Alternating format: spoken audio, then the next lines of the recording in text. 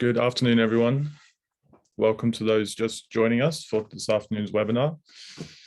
We're going to give a couple of minutes just to let everyone trickle in. So yeah, we'll start shortly. A few bits of admin in the meantime. There's a Q&A box, so please feel free to use it. We'll have a dedicated Q&A session at the end, but we're of course very happy to take your questions and hear and make this a collaborative process. There'll also be a couple of polls that we do during the workshop, the webinar as well. So we'll look for your input on those as well. So as I said, we'll just wait a couple more minutes and then we'll jump into the presentation.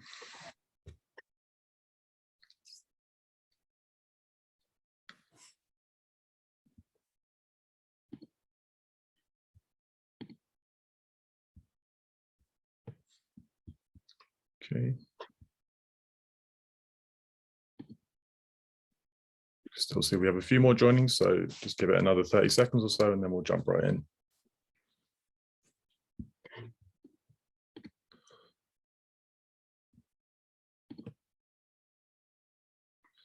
One more piece of admin as well is that my colleague Anya will be live in the chat, so she can help us answer questions as we go as well. So as I said, please feel free to use the chat and the Q&A box. And I think with that, we can make a start and get going. So yeah, good afternoon, everyone. Welcome to this webinar. Thank you for joining us. This is a webinar in a series we're doing around ESG reporting, obviously a very important topic at the moment and one that's on the radar of lots of different companies. Today, we're going to talk about the alignment and key differences between some of the reporting standards, also some of the challenges faced, and also with my co-host Felicia from Position Green, some of the solutions and offerings that we can give you as a partnership together. If we go to the next slide, we have a short agenda.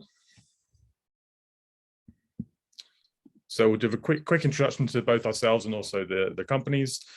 There'll be an overview of the standards and frameworks, so some of the ones you're aware of, some of the ones that you probably will have seen and may well be already reporting against. As I said, a section on some of the common challenges. We have a few case studies we'd like to do, and then also a solutions section towards the end. If we go to the next slide.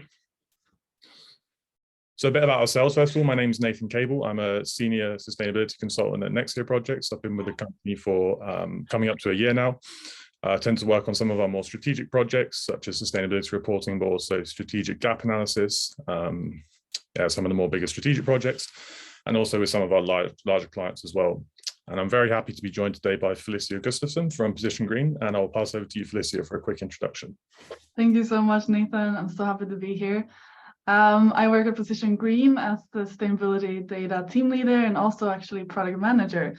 So there I supply all the sustainability technical aspects into our online reporting platform. So I'm looking forward to discussing more around this with you today, Nathan. Great, same here, Felicia, and great to have you with us today. I think we go to the next slide. I'll hand straight back over to you for a bit of an introduction on Position Green themselves.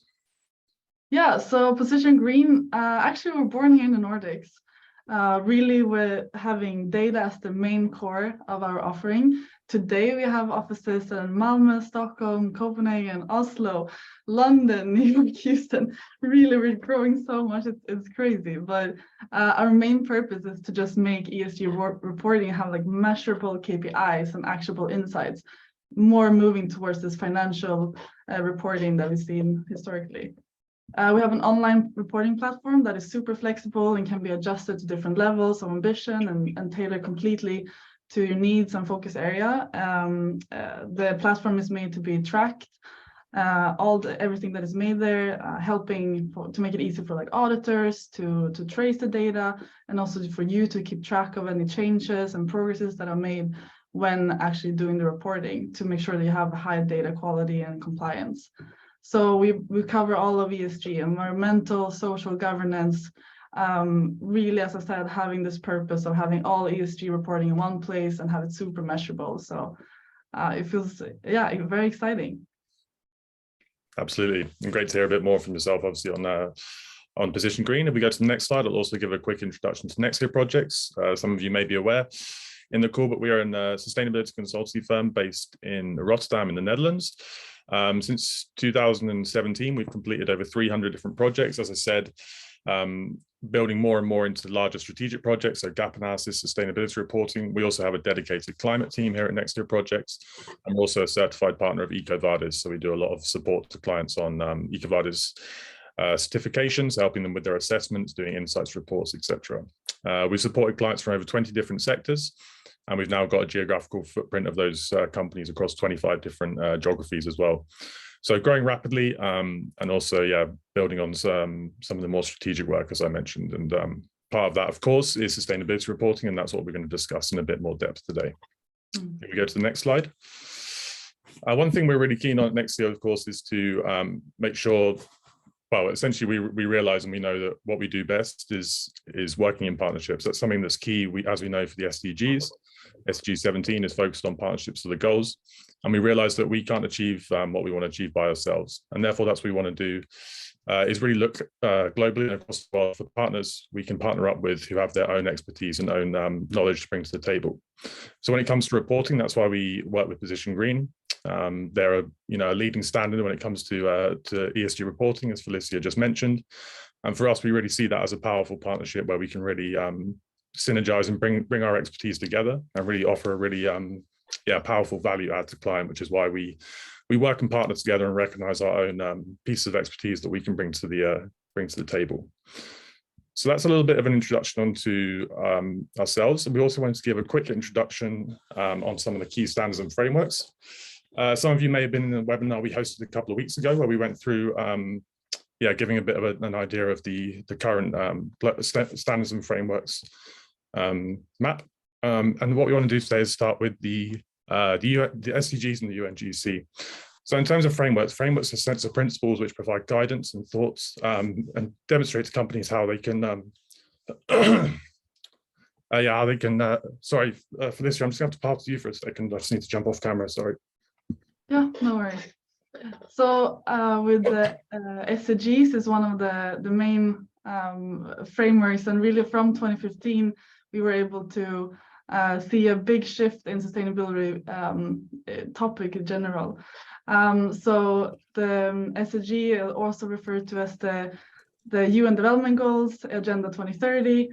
And I think most of you that have started sustainability reporting have used SDGs as like sort of that foundational stepping stone in the reporting. What we'd like to see is to accelerate that reporting by moving away from this to seeing as this is more like a national level, and we want to go more towards actual like business aspects of it. Do you want to continue? Yeah, sorry, Felicia, that was something I was sorry. Apologies, everyone had to jump out. So yeah, we wanted to start with a bit of an overview of some of these key frameworks and standards. The SDGs launched in 2015. They'll know, I think most people realize those are the most widely recognized sustainability framework, and the UNGCs with the 10 principles is something we also see a lot of customers and our clients referring to. If we go to the next slide. GRI. So GRI, again, I expect that many of you on the call today will be aware of GRI. It's the world's most recognized sustainability reporting standard. 4 out of 5 of the world's largest companies are recognized to use GRI.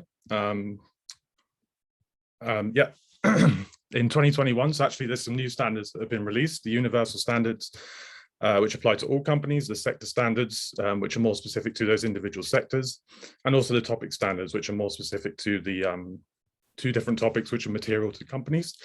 GRI is very well aligned with the new CSRD ESRS regulations. So if you're reporting against GRI, you're in a very good position, particularly for our EU customers and people on the line today, to be ready for the CSRD. And they also include a very important element of materiality. So really making sure that companies do a materiality assessment, understand what are the most important topics for their industry, and therefore then focus on these within the reporting. There's also a really important forward-looking element. So GRI now requires companies not just to think about your activities and your impact today, but also looking forward to your impact in the coming years as well. And again, that's very well aligned with what we know for the CSRD. Yeah, great point. If we go to the next slide. So the CSRD itself, so actually Nexio Projects, and we're running a series of webinars on the CSRD and the ESRS underneath it. So the new European Sustainability Reporting Standards. Anya in the chat can put a link to some of these webinars that we have coming up. I'm very welcome, and of course, we'd love to see you to join some more of these. We have another one coming up on materiality specifically in the coming weeks, so take a look out for that one. But the CSRD is really going to expand and increase the number of companies which are required to report on sustainability across Europe.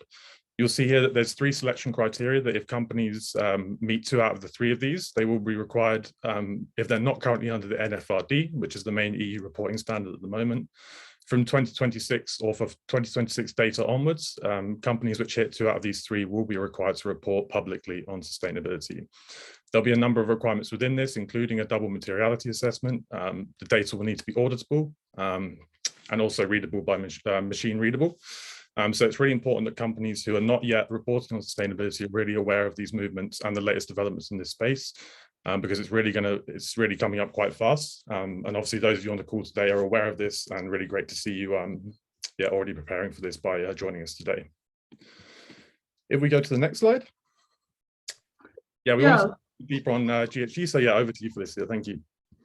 Yeah, thank you so much, Nathan. So I think what's interesting to see here is that the SDGs and GRI and ESRS, those are sort of covering the full spectrum of sustainability and ESG. And so if you want to measure on everything, then those are really good standards to look into. But part of that is of course, the climate accounting of it and the CO2 emissions.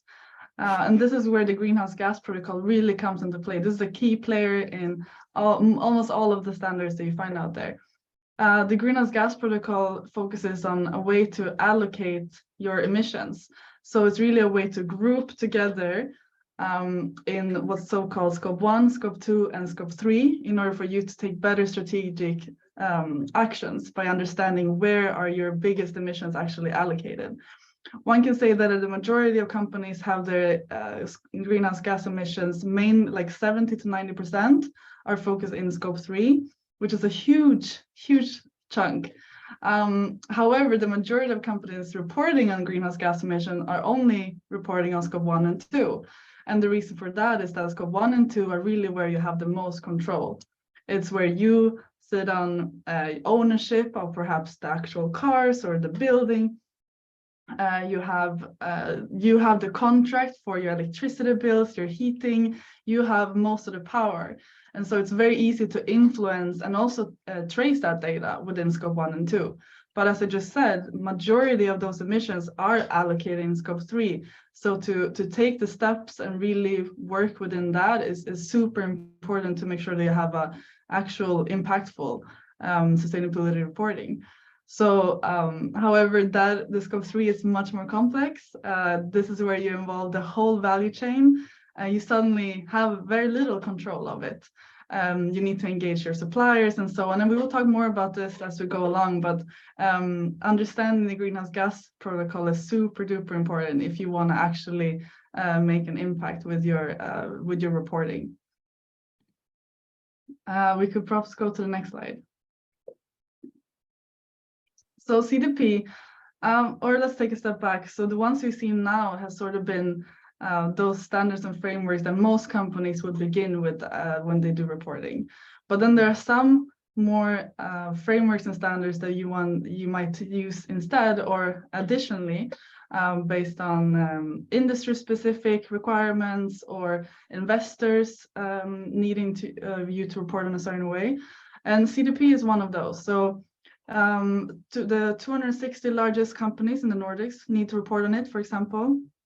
And the questionnaire that you receive for CDP, it changes annually based on actually what investors find most important for you to report on. But the GHG protocol is really at the core of CDP as well. So if you have good greenhouse gas protocol measures, then you will be able to do a lot of the CDP reporting. But a good thing to understand with CDP is based on how much management is actually involved in the ESG is then what determines why you get an A score compared to a C score. So CDP is showing investors what are the outputs, like what are the greenhouse gas emissions, but also how much strategic work and how much is management engaged in the sustainability actions and the work that is being made. CDP has its own reporting portal where you fill out questionnaires, and this is sent out sometime in June, July. And so this one might be a requirement in case you're a big company within Nordics, for example, or if you have investors that are asking you for this sort of information. We can move on, perhaps. So TCFD is another one where this one is also really based on the greenhouse gas protocol, but here it's more about actually the strategic risk management that you need to show as well. So here you do a lot of scenario assessments to really understand where is your impact from a climate water perspective, for example. TCFD is to encourage a mandate in many countries, and you see this trend of it being required in more countries, for example, the UK. And it's really a way to show, or by seeing this increase, it tells us that there's a high demand for better reporting with climate-related risks. And this sort of work requires a lot of advisory support usually. So that's good to know as well. And then we can go to look at the actual comparison between many of these. We've talked about some of these, and I think, Nathan, you can continue on this, but really to understand here that they are made of some building blocks, for example, the greenhouse gas protocol, some of the data found within GRI also is tied into many of this. And yeah, we see the sort of additional of or using multiple standards at the same time. Yeah, exactly, Felicia. I think what we're seeing as well, and really important to know, is there's a lot of movement in this space currently, a lot of things being developed, as we know, particularly around SASB, GRI, regular updates coming, particularly around the sector specific standards they have coming out, and also, as Felicia mentioned, a lot of movements in the climate space as well. I think it's really important to note that many of these are complementary, and many of them will support each other if reported against. So, for instance, GRI, as we said earlier, if companies are already reporting to or planning to report against GRI, it will well position you for the ESRS regulations coming in. And similarly, CDP and TCFD also have a lot of complementary factors as well. So it's really a way to structure it. These frameworks and standards they're in place for a reason. They really do help companies to organize their reporting, and it's really beneficial, of course, to align with these forward-looking as well, particularly in the light of the new regulations which are coming in across the world, but as we know, leading from the EU in the coming months ahead. Yeah, and I think just to add to that is you if you haven't reported on sustainability so much before, then it might feel overwhelming to hear about all these different standards and frameworks. But I think going back to those, for example, GRI and greenhouse gas protocol, SDGs, I think those are really foundational. And so if you have those, then I think that's a really good start. It's a great point, Felicia, absolutely. Okay, if we go to the next slide. So the next section, we'd like to introduce some of the common challenges that we see in sustainability reporting today. Obviously, as we've just discussed, there's a lot of movement in this space, and that means that companies are having to react and move in response really quickly as well. However, that's bringing a lot of challenges. That's obviously something that at Nexio Projects and Position Green, we look to do and work with our clients on to help them improve. So we've got a few of the common challenges you see here, and then I'm just going to pass over to Felicia to discuss a little bit more how she sees these, and also how Position Green are helping their own clients to address them. The first one we have is high vulnerabilities. So knowledge gaps, the fast changing reporting environment we touched on, and also stakeholder management, and particularly Felicia, you know, with the new requirements for a double materiality assessment, that requires, of course, stakeholder engagement with both your internal and external stakeholders. How is this challenge being reflected, and how do you see this moving at the moment in this space? Yeah, great question, Nathan. I think with the knowledge gap, we see that, as I mentioned before, that with SDGs, a lot of customers that we get, they have SDGs already. They measure on those, but really we're finding that they're struggling to then actually take actions on improving their sustainability work, because there's very little measurable KPIs related to those. And there's like this knowledge gap of where do I go next and how do I actually take action? So there's a huge need for having more knowledge on just the standards and in general what to do. So attending these kinds of seminars, getting help from advisory, I think that is really beneficial for you to better understand how do we accelerate that and minimize that knowledge gap, going from knowing which steps to take sort of in your reporting journey.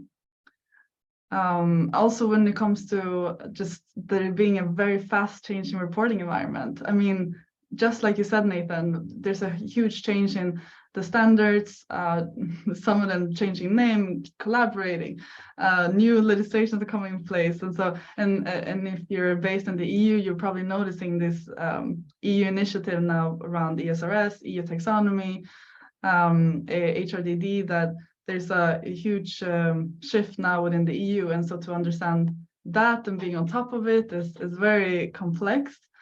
CDP, as I said before, it changes every year.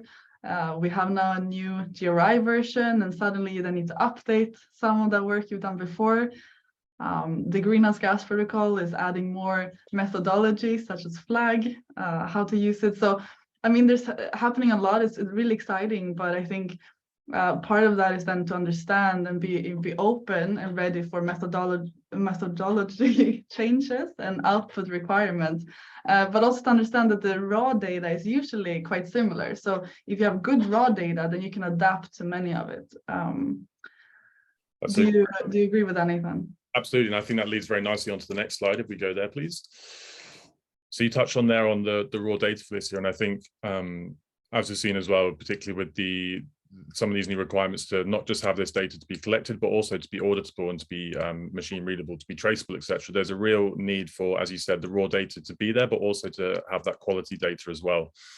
So again, yeah, maybe just passing back over to you some reflections on data gathering. So yeah, how do you see this in terms of data availability, some of the challenges around collecting this, maybe particularly for clients or companies who have multiple entities, for instance?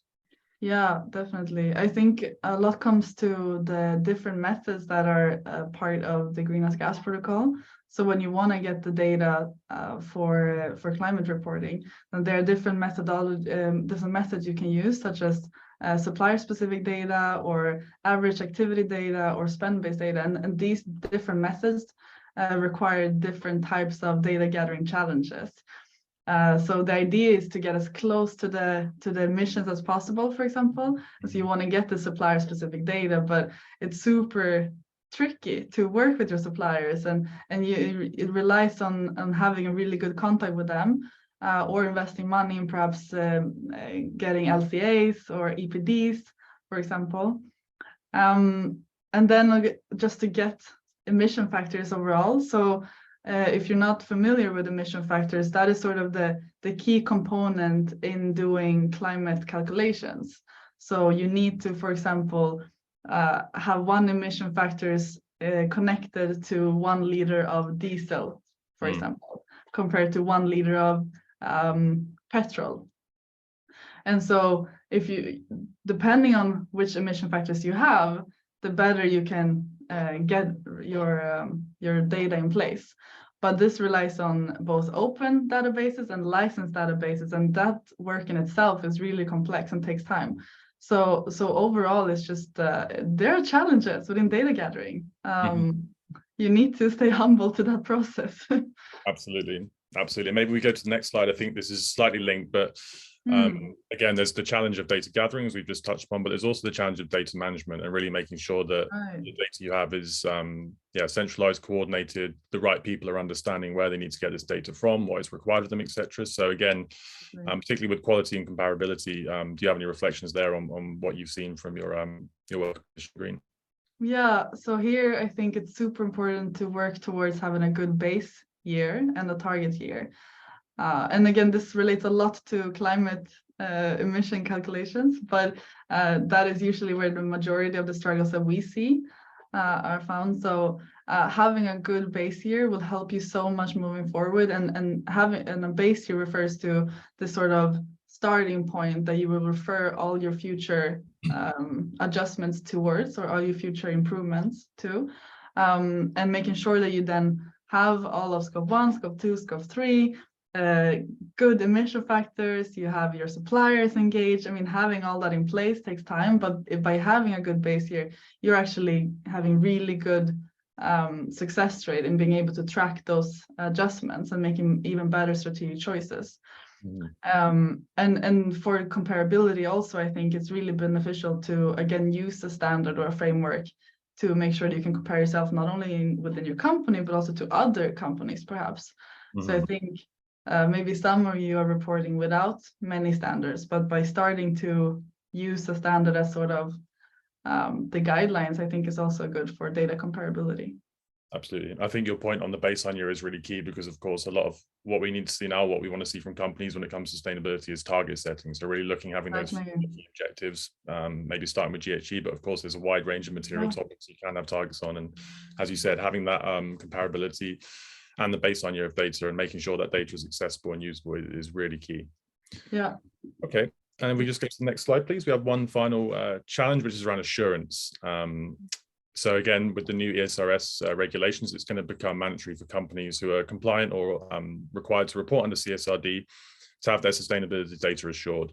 Obviously, this has been happening in financial reporting for a long time now, but there's a real drive and push being led by the EU to really make sure that sustainability data is quality, assurable, traceable, all of these key traits which are going to make it make the reporting much more rigorous. So again, Felicia, back over to you to see if you've got any more reflections on the assurance challenge that some companies are facing, or many companies are facing. Yeah, and this in a way ties back to data gathering, because what we see a lot is that a lot of the sustainability reporting is done by getting some information through email or through phone call. Maybe there's different Excel sheets, multiple versions of those. Sometimes when we get companies, they just send all this material and it's all over the place. And that makes it also really difficult, for example, an auditor to go and see all the adjustments that have happened along the way.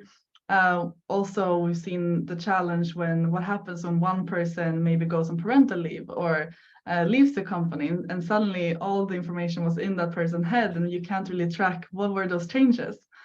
And so the missing documentation on what assumptions have been made, what policies, when they were made, and so on. And so it's so valuable to have it all in one place, one method to do it, and not rely so much on someone being a superhuman, keeping track on everything, hoping that the system doesn't break down. Absolutely, that's very true. Okay, so I think if we go to the next slide, we have our first poll of the webinar. So we'd like to ask the participants, the poll will flash up shortly. So we want to know which of these challenges is most prevalent in your organization. So the ones we've just talked about, I think hopefully will be reflective, or you can recognize those as challenges. So we're really interested to know which of these are most prevalent or the largest challenge that you face. So we'll just give a minute or so just to answer the poll, and then we'll take a look at the results afterwards. What do you reckon, Nathan? Oh, it's a difficult one. I think the assurance one probably, as we see, is going to become more and more of a challenge. Although, that's the assurance part. Obviously, will be done by a third party, but really having the systems in place, like you said, to have that data ready to be assured will be really key. I think we see a lot of challenges around data gathering. So not just the types of KPIs, but where to get these from, who are the right people to talk to, how can we really centralize and coordinate this? So I think, from across our client base, we see all of these, but I think data gathering maybe is the one that's been one of the biggest hurdles. How about yourself? I think I agree. The gathering aspect is challenging, and usually it's placed on just one person in the company, and that also in one way it's good to have. You want to have centralized gathering, but you also want to have the whole company being engaged in it, and the whole supply chain. So that's the key as well, right? When we move, obviously more of these requirements and more of the expectation is to go not just within your own operations, but also to look up and down, particularly upstream, but also more downstream as well in the value chains. That's exactly really, that's right. And it looks like most people online are agreeing with us, recognizing that data gathering is one of those big challenges. Data management, of course, is one that follows on from the data gathering, but also presents the challenges. So I think hopefully what we've just discussed clearly resonates with people, and then hopefully now we can also have a continued discussion on some of the potential solutions and ways that which Precision Green and Nexio projects can help to address this. Yeah. Common mistakes for reporting beginners. Again, I think much of this we've touched on before, but maybe Felicia, I don't know if you've got any reflections or maybe one or two on here that you want to would like to dive into a bit more. Yeah, I would say actually the one out of these ones that I'm finding quite interesting is just the high trust in Excel and financial system, because I think that's a really good start perhaps. But one mistake the beginning reporters make is relying so heavily on a system that was not really made for sustainability reporting. And as many adjustments you can do, I mean, really this is the requirements coming from ESRS are just huge. And so also relying on really good Excel sheets. They are super good, but they will only get you so far. And I think it's easy to be very stuck in those old patterns. But I think daring to take a step beyond that, I think is going to be really important. Yeah, really interesting. I think for me as well, the little long-term planning is an interesting one as well, as I said, with this expectation around target setting and forward-looking. So within the materiality assessments now, requirements to not just think about your impact now, but to think about your impact in the future. That's obviously going to be reflected in your reporting and your data management and gathering as well. So I think again, we see that as very much a common mistake.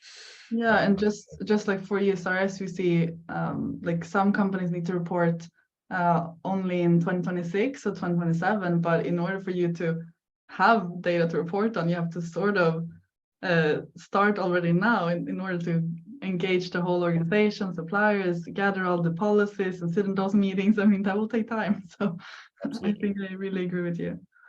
Great. So if we can go to the next slide, please. So we've talked a lot about the problems and the challenges, and I think as we've seen in the poll, reflected and reminiscent from many of the participants in this webinar with us today. Of course, we don't want to just talk about the challenges, we also want to talk about the opportunities and the solutions, and this is where Precision Green have really got a great value add proposition to address many, if not all, of the challenges we've discussed in the first part of this webinar. So very happy again to pass over to you, Felicia, to discuss around the Precision Green solutions that you can offer. Thank you so much, Nathan. So we have talked about many of these already, but the way we solve it at Precision Green is, first of all, making sure that you get the support that you need. So having a dedicated team, both from platform end, but also perhaps together with Nexio as advisor support, having the core team actually dealing with the reporting, I think is super important. Closing that knowledge gap, for example. Also just we help with granular data collection. We go deep into where is the data actually allocated. Let's collect the data there, making sure you have the full map of where the data comes from. We have a mission factor database, so you don't have to sit and Google around for that yourself or have your own licenses. I think this is really valuable for our customers, that they don't need to think too much about that aspect. We also have pre-made templates to make sure that some of these common reporting standards are actually pre-made in the platform, so you don't need to worry about what needs to be reported on if you want to use a certain standard or framework. We have that already made, but we also have the flexible structure. So if you want to make your own adjustments, or you have your own idea what should be reported on, then we can also supply that, but it's all made in one place and you don't need to think too much about it. We also allow for the multiple reporting methods, so you can choose to use which method makes most sense depending on where the data is found or in which topic. And then, of course, the traceability and transparency aspect of everything, that is just everything is tracked in the data in the platform. We have history logs and so on, so nothing will be lost, thankfully. Yeah, but let's move on to the next slide. So having now heard of all the standards and frameworks and the challenges and so on, I think going back a bit again is to understand these key components in reporting. Most of these standards and frameworks are made up of either qualitative data in forms of a lot of calculations where you need a good way of handling those, qualitative data, very text-based, policy setting, a lot of writing and explaining how you go about it, So you need to have a good processes for that. And then finally, external data gathering in forms of maybe sending out surveys or emails or making calls, but having a good structured way of gathering data from outside of your core organization. If you have a way to meet these key components, then you're pretty set. Then you are able to tackle most of these different standards, depending on which one you choose. And I think that's really important to go back to, like, do we have a good system for these things? Then you will be fairly okay, even though it's a lot of hard work around it. Yeah. Okay, so we can. Yeah, let's move on to customer cases and see some examples of this. So yeah, obviously in our partnership between Position Green and Nexio projects, obviously we offer complementary things, and we have many clients who come to us for some of our more advisory work. And then when it comes to software questions, of course, we can push them in the direction of Position Green as the real experts in this space. One of the projects that's been ongoing for a while now is with a client of ours called PF Concept. They're a promotional products company. They've done a lot of work with Nexio projects over the last few years across EcoVadis and also some of our more strategic projects as well. And they came to us with the problem or the challenge of really managing and centralizing their sustainability data. How do they best do this? What can they do? Who can they look to? Is it something that Nexio can offer? Or again, in this case, of course, something that Position Green can offer. So they signed up around half a year ago, and I think it's been a really fruitful partnership so far. I think they really expressed a lot of their happiness with the really intuitive way in which the Position Green platform allows them to collect and centralize this data. Very, as I said, intuitive in terms of allowing multiple users to come on, multiple work streams, and also to add their data in and make sure this data really is traceable and trackable. Felicia, maybe on the solution side, is there anything you want to add there in terms of how the platform has helped maybe PF Concept or also other clients who've come to you or companies have come to you with some issues around sustainability data management? No, I think you cover most of it, and then the rest of how it works in practice is, I think, I've covered in what we're offering. But it really depends on the type of customer, and thankfully we're able to help regardless of what type it is. So if we go to the next slide, we have a few more industry-specific examples as well. So both ourselves and Position Green, as we said, work across multiple different sectors and industries. And of course, when it comes to that, it means that companies within these industries often have very different material topics that they can focus on or should be focusing on based on their activities, their value chain, and also what their stakeholders think. So we've got a couple of slides here with some examples from these different industries. First one we have here is a series of industrial companies. And on the left-hand side, you can see some of the key areas that these companies by and large are working on. So energy, waste, water, and also some more of the social topics around diversity and inclusion.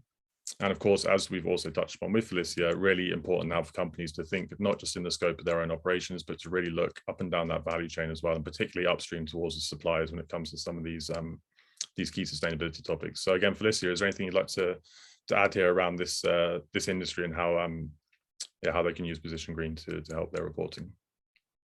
I think here it's just to understand that, yeah, you can use standards and frameworks as we talked about, but you can also start with just focusing on these key areas. And then by saying these are the material topics for you to report on, then you can look into inspiration from frameworks and standards on, okay, which KPIs can we use here? And here we're really seeing that diversity or supply chain, I mean, that is really, yeah, it's being measured a lot in here. Mm-hmm. Okay, I think in the interest of time, we might just go over the next couple of slides, which are again looking at just some different industries, and again focusing on how these different material topics can really form the foundation of sustainability reporting. And again, the materiality assessment aspect of this is going to be ever more important for companies, as we've discussed over the coming years. So if we go to the next slide, please, and also one after, please. So why Position Green? And again, Felicia, you're much better placed to answer this than me, so I'll pass back over to you. Well, I mean, really, it's just to meet the needs of new sustainability laws and regulations, and you sort of need a platform or one way of doing this reporting. I think that's been fairly clear, and just making sure that you have this quality assured and traceable data. You do need some tool for that. But then also just we've seen a lot that by having good sustainability reporting and good strategies in place, you're able to just have new profitable business opportunities. And we're seeing this a lot with our customers, that by coming to Position Green, they're able to streamline the reporting and just focusing on how can we actually take actions, and resulting a lot in very cool business opportunities. Absolutely. I think on the next slide, there might be, back over to you, Felicia. Yeah, so this is just to say that on platform, we have 3 different products that we talk about. One is the sustainability reporting, where it's sort of more the core aspect of the sustainability reporting in general. This is where you would do build up your whole setup, sort of what you would do perhaps in an Excel sheet historically. But then we have 2 other products, the supply assessment, investment monitoring. They're focusing more on the other aspects of sustainability reporting, perhaps assessing your suppliers, sending out human rights due diligence service for them, scoring them on how they're behaving, making them being able then to take actual strategic choices, and who should you continue working with. For investment monitoring, it's really focusing more on portfolio companies and helping them and their sustainability reporting. So by using these 3 products, we're able to sort of capture this whole aspect of ESG reporting, which is really cool. Agreed. Really, really cool. So to wrap that up, it's just simplify, streamlined ESG reporting, all data in one place, and just for you to fast track your ESG transformation by using a software in general. And on this next slide is to just give you a visual image of how that gathering in one place is actually made by importing either manual reporting, automatic service, file upload, and then how within Position Green, the platform, you're able to actually do your all the aspects of the structure, the analysis. And here you can also add all those different standards and framework, and then export it out into your annual report, perhaps. Yeah, I really can see what a comprehensive solution that you offer there at Position Green. And as I said, we know that we've, with those client partnerships we've had already, that it's really revolutionized and transformed the way they've done their sustainability data gathering, and in turn made that reporting process so much more streamlined. So thank you very much, Felicia, for that overview. It's really insightful. Some key takeaways. We wanted just to summarize, of course, some of the key things we've discussed today. I think the first one, as we touched upon, was the increased pressure for a complete base year. So again, Felicia made the case, of course, of having the KPIs and the data in place to be able to establish a base year. I think it's true to say, actually, again, with the movements we're seeing here, that not just for emissions, but actually a wide range of topics across not just environmental, but also some social factors as well. Having that base year of data is going to become really, really important. Be ready to update and document your company policies. Again, Felicia touched on some of the legislations there that are coming in, not just around, well, particularly around human rights, but also the broader sustainability legislation as well. And maybe on the last point, Felicia, I'll jump back over to you to tackle that one. Yeah, I mean, we've touched upon this, that really finding the right data does take time. And so, as we said before, if you want to be able to have a good report, even by 2026, you sort of do need to start now to gather the documents and to measure scope 1, 2, and 3, and everything else around it. It does take time. So it's super crucial to start now if you actually want to be able to meet the requirements. And influence management and the whole value chains and so on. So really stay humble to the fact that it takes time, and don't get don't be too lazy about it. Absolutely. I think I'm guessing that the people who've signed up today, I think there's a realization that this does take time. This is not just a simple thing to do. And with this legislation, it's really key that companies almost start preparing yesterday, and if not yesterday, today is definitely the second best time, because there's a wide range of things that are going to be coming into place. And I think being proactive rather than reactive is a really key takeaway, I would say, that companies should be reflecting on when it comes to reporting. Yeah. We go to the next, which is also the final slide. So how to get started, and here we wanted to give an overview and summary, of course, of each of us, but also how we work together. And obviously the partnerships, as we touched on at the start, is a really key thing for us at Nexio Projects. We really value Position Green as one of our key strategic partners.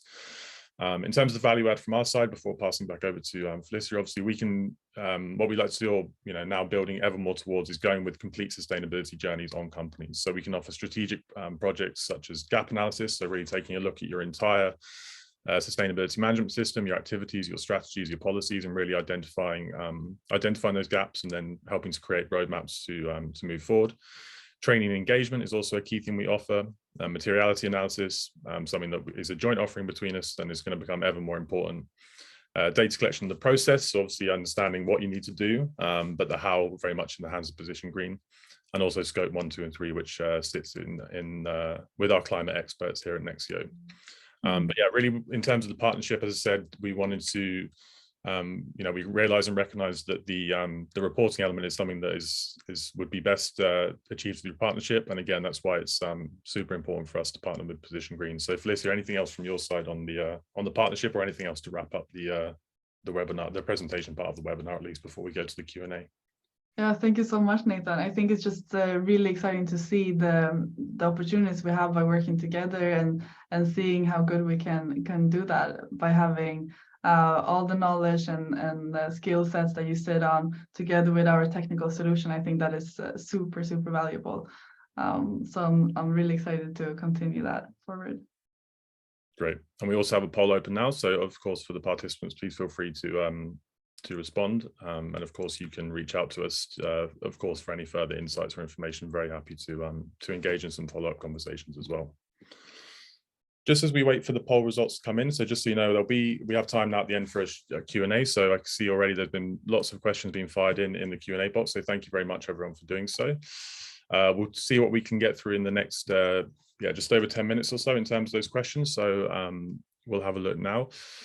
There's a question here from an anonymous attendee, so not exactly sure who this one came from, but are there different requirements for a company which fits the size standards to be in scope for CSRD and is currently reporting under NFRD, but is Irish founded and US listed? I think this is around the when companies are going to have to report on CSRD.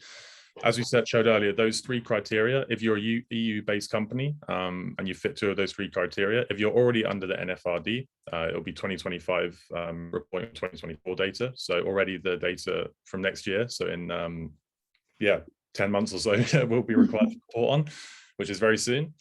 For companies which fit those criteria, which aren't under the NFRD currently, will be 1 year later. And then SMEs will follow afterwards. And there'll also be slightly later in the decade for entities or companies outside the EU, but which have significant operations in the EU. So the CSRD obviously became mandated recently, and they've given a bit more guidance. So of course, recommend to read up on that, but that's the current frame as we understand it. Felicia, anything from your side, maybe on some of the challenges, or have you got any experience of working with any companies who are a bit maybe confused or unsure about when they have to start reporting these regulations? Yeah, definitely. It's not easy. But what we're saying is to make sure that you have your GHG. I've said it multiple times today. I will say it again. Have your scope 1, scope 2, and scope 3 in place. And that's a great starting point to be able to do well in ESRS. If you're already reporting on GRI, as Nathan said before, that's a really good starting point as well. Otherwise, you can already adapt that also, because the raw data will be fairly similar. And start with gap analysis, double materiality assessment. That's really where you should put your focus right now in terms of ESRS. And then from 2024, that's when you need to make sure that you have a measure structure in place. Mm-hmm. So you can gather that data, preparing for that report to be published by 2025, and so on for those other companies that need to report later. But I think for those small, medium-sized companies in 2026, they will need to also get going fairly soon. Mm-hmm. Absolutely. We have another question here from Eva, asking, is there any guidelines or recommendations on how to get the most out of reporting? So to see it not only as a necessity, but also as an opportunity. I think that's a great question, Eva. I don't know if, Felicia, you've got anything to begin with in terms of how companies can really grasp the opportunities that are presented by reporting, and maybe not just see it as a as a chore or something they have to do, but realize some of the things that can be achieved through sustainability reporting. I think just putting figures to your actual actions I think that is really valuable. By then you start to see how does our company look like, perhaps in terms of diversity? How does it look like in terms of our daily actions, in terms of climate emissions? And by seeing that in terms of like actual data points, I think that helps to take your steps way further, instead of just sort of putting your finger out and saying, let's do this, that you're not really able to see the impact you're able to do. Yeah. I would say putting that will make it much clearer what to do. Yeah, I totally agree. And I think Eva as well, something we're seeing as well more and more of, sustainability reporting is the best way in which you can inform stakeholders about what your company is doing, who you are, what's in place. And I think more and more when we see the direction of travel of sustainability, sustainability is only going to go in one direction. It's going to become more inherent to companies. It's going to become more centralized in strategy. We also see a lot of clients coming to us now with challenges around talent retention or identifying talent in terms of people, particularly younger generations who want to work for sustainable companies. And obviously your reporting is the best way in which you can inform people about the sustainability actions you're taking. So obviously with the new regulations coming in, there is going to be a mandated part of sustainability reporting, but there's also a great opportunity for companies to grasp as well, to really set themselves apart and to demonstrate that they have this appreciation of sustainability alongside some of the more traditional business aspects as well. So I think, challenges, it's not easy, of course, otherwise everyone would be doing it, but I think it's something that if companies can really dedicate time and resources to, they can really see the benefits both in the short and also the longer term as well. Yeah, I think that's a really good point, Nathan. Let me see if we have some other questions here. There's one on Scope 3 emissions. Felicia, maybe you could have some insights onto this. Do you think regarding Scope 3 downstream emissions, do you see companies calculating these emissions or maybe using more assumptions? And how do you see maybe linking back to some of the challenges we talked about around data gathering? Scope 3 again is obviously a massive topic now. How do you see that moving forward, both in terms of the calculations and also the data management aspect of that as well? Yeah, downstream is super tricky. What we see the most is downstream transportation. That one is being the easiest to gather data on. But working with downstream overall takes time, and usually you need heavily to rely on getting the Scope 1 and Scope 2 of those actors sitting on that data. And that gathering does take time. We see it, companies are measuring it. Assumptions are also being made, of course, but we try to really push for getting that Scope 1 and 2 data and use that within your downstream emission calculations. And maybe a similar question here, which is on the same line. So a question from Nora around how do we, or how does Position Green maybe help to work with clients who are maybe hesitant to start with Scope 3 because of that overwhelming data request? Is there, I mean, obviously as you've shown and we've seen today in the webinar, the platform that Position Green has is very helpful in this, but maybe from a more, I guess, human connection point of view, how do you help work with clients who have to see this Scope 3 as a real challenge? Yeah, we really recommend a step-by-step approach. It's too much to do all of ESG Scope 3 at once, and so usually we recommend you start with the transportation, upstream transportation, and downstream potentially. Business travel, for example, that's usually something companies have maybe a travel agency for. You can get that. And then perhaps if you need to focus on purchase goods and services, like most companies need to do, then maybe start with your top 10 most important purchasing categories, or top 10 biggest suppliers or so on, and work your way from there. So get a good first basis. One could also start with spend-based to just get a good overview and just get going and realize it's not that intimidating. You just need to get the work going. But of course, we hold the hands of the customers and try to strive for that more activity-based or supplier-specific data. But to start with some of the categories and then add on as you go. I think that's a really key point, and obviously, I think super relevant because it can be a bit overwhelming and daunting, but this sort of step-by-step approach realizing that you don't have to do everything at once, but you can identify hotspots or key areas where you want to focus. I think that's very, very valuable advice, and obviously then helps to maybe make that process a bit less overwhelming for companies. Just looking down the Q&A list. So we also have one around, is there any guidelines or standards, or I guess recommendations for getting assurances from third parties? I don't know if you have anything to share there, Felicia, maybe on the sort of the end result, or how Position Green maybe helps to enable companies or best placed companies to have that data ready to be assured?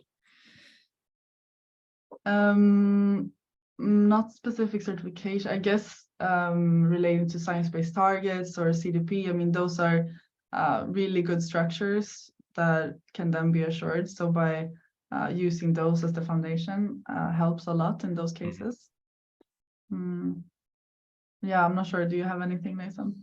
Yeah, this is something we're hearing a little bit more, and obviously there's different assurance standards as well. I believe under the CSRD, the ESRS, that the limited assurance will be sufficient in at least in the short term for companies. So there's not need to do the full assurance. Obviously, there's when you think about companies or firms who can help with this, you're looking at some of the traditional larger consultancies, the Big Four, etc., who have a lot of experience in existing financial auditing, and obviously that would be a natural step there. But we're also seeing a lot of growth in this sector as well, because there's an expectation and a realization that auditing, you're going to go from sort of 14,000 companies under the NFRD to over 50,000 with CSRD. So the capacity is going to need to scale up significantly. So I think, yeah, there's not so much maybe guidelines or standards on our side, but that's how we're approaching this topic at the moment. And of course, keeping an eye on any further developments or movements in this space.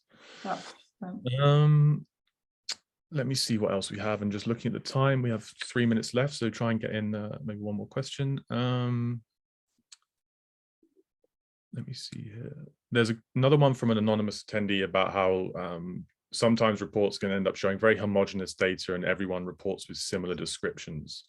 I guess there, one thing that, we would address that with is around materiality. So, doing a materiality assessment can be a precursor to make sure that your company is focusing on the really highly material topics, again, based on input from your external and internal stakeholders, to make sure that you're really reporting on what is most relevant. Sustainability reporting is not necessarily about reporting on everything, but really reporting on the most key things for your for your industry or for your situation and your context, etc. So yeah, Felicia, I don't know if you've got anything around maybe how to make your reporting stand out, or maybe the lack of homogeneous, or making things unique to companies, despite the fact obviously there's going to be a growing expectation that similar data will have to be collected and reported on, I suppose, for companies moving forward. Yeah, I mean, at the current state, then I would say by just having actual figures in your report, it will make you stand out, because we see a lot of companies that just have text. And so to show actual KPIs and actual raw data or tracking that, I think that is shows that you're a next level player, so to say. Maybe explaining more of the journey and just being transparent about your actual work in general. I think that is also making you stand out, by being really honest about the difficulties and the complexities around reporting. I think we have historically seen many companies having very beautifully written reports, and it's all perfect. But I think it's really cool now to see companies standing out and being like, yeah, we're struggling with scope 3. We know we need to report on these, but currently because of this, we're not there yet, but we're doing the work, we're trying. I think that really makes you stand out. Couldn't agree more. And I think that's a really nice point for us, looking at the time, to end on today. So thank you very much, everyone, for attending this webinar. Thank you very much, Felicia. It's great to host this with you, and likewise, I enjoyed hearing a bit more from your perspective on how Position Green is working. Thank you to everyone who participated with the Q&A. The materials will be shared from this, and obviously we're very happy to hear from any of you with any follow-up conversations or requests. So very much, thank you from my side. And Felicia, a final word from you before we go. Thank you so much, Nathan. It's been super interesting discussing this with you, and I hope that anyone have learned something at least. And we're happy to help moving forward. Absolutely. Okay, well, thank you very much, everyone. Have a great rest of your day. Bye-bye. Thank you. Bye.